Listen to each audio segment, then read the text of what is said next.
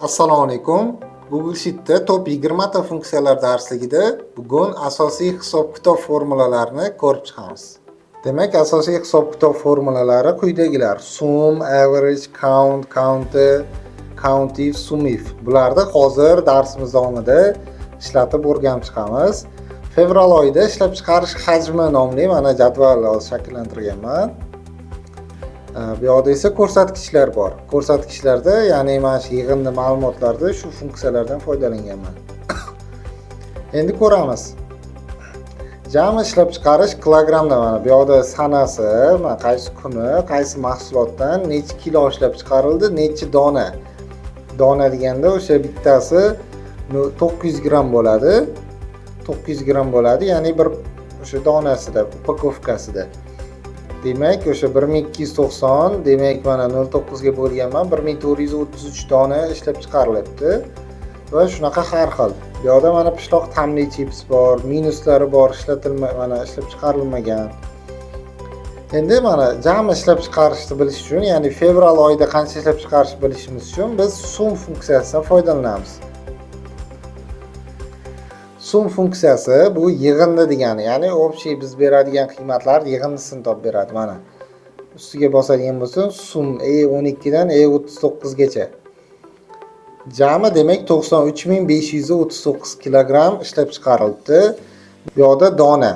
Ya'ni o'sha 93000 kilogramm necha dona bo'lishi, ya'ni o'sha 0.9 upakovkadan, korobkadan necha dona bo'lishi. Bu yoqda demak 103933 dona bo'lar ekan. Bunda ham xuddi shu sum funksiyasini ishlatganmiz. Demak, sum bizga o'sha yig'indilarni hisoblab beradigan funksiya ekan. Endi bizda keyingi masala bo'ladi. Bizda statistikada o'rtacha bir kunda qancha ishlab chiqarilmoqda degan bizda savol bo'lishi mumkin. Bizda shuning uchun average degan funksiya bor. Average ni foydalanamiz. Xuddi sumni o'rniga mana average ni foydalansak, demak bu barcha yig'indini yig'adi va o'zi 28 ga bo'lib yuboradi. Endi biz 28 kunni beryapmiz. O'sha diapazonda necha kun bo'ladigan bo'lsa, o'zi bo'lib yuboradi.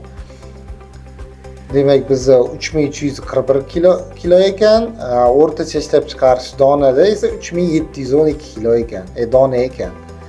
Necha kun ishlab chiqarish bo'lgan. Endi buni ko'radigan bo'lsak, mana count if funksiyasini mana ishlab chiqarish donadan olinyapti, 0 dan katta degan shart. Ya'ni count bu sanash degani. Demak, bu yerda sanaydi, yig'indi emas, sanaydi, nechtaligini sanaydi. If esa shart bo'yicha sanaydi. Hozir bu joyda mana count ifda yozganim, mana buni count desam demak 28 chiqardi.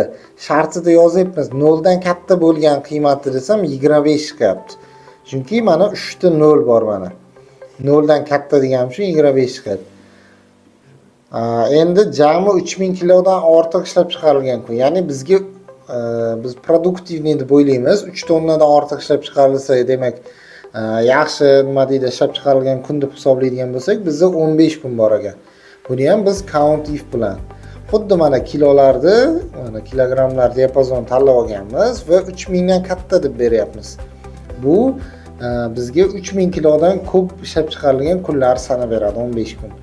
Plandan ya'ni plandan kam bo'lgan kunlar, ya'ni planimiz 1 tonna bo'lsa 6 kun ekan mana. Demak 6 kun biz 1 tonnadan kam ishlab chiqarganmiz. Xo'p, pishloq ta'mli chips jami ishlab chiqarish. Bu yerda mana sumni endi shartli belgisini ko'rib chiqamiz. Sum if bu yoqda. Sum ifda xuddi shu diapazon belgilanadi. Mana hozir ko'rsam, pishloq ta'mli debdi. Bizda hozir sizlarga ko'rsaman. Sum if endi pishloqni, chipsni o'zini. Mana bu joyda kerakli o'sha biz filtr qiladigan diapazonni belgilashimiz kerak va virgul qo'yib shartni yozishimiz kerak. Mana chips deb qo'yaman. Chips. Shartni yozdik, chipsga teng bo'lgan sum range endi yig'indisi mana shu diapazon deyman va enter bosaman. Mana 79028 chiqdi. Demak bizda mana chips ta'mli, chipsni o'zi 79028 kilogramm. Mana bu yerda pishloq ta'mli chips esa bizda 14511 kilogramm. Ya'ni bu yig'indini ham o'sha diapazonda filtrlash imkoniyatini beradi. Countalar xuddi o'sha jami nechta borligini sanab beradi. Bu yoqda mana count ishlatamiz. Countni demak biz umumiy diapazonni beradigan bo'lsak, demak mana 28 so'mni chiqardi. Mana bu yerda biz count if ishlatadigan bo'lganimiz uchun 0 dan katta sharti bilan shart asosida ishladi.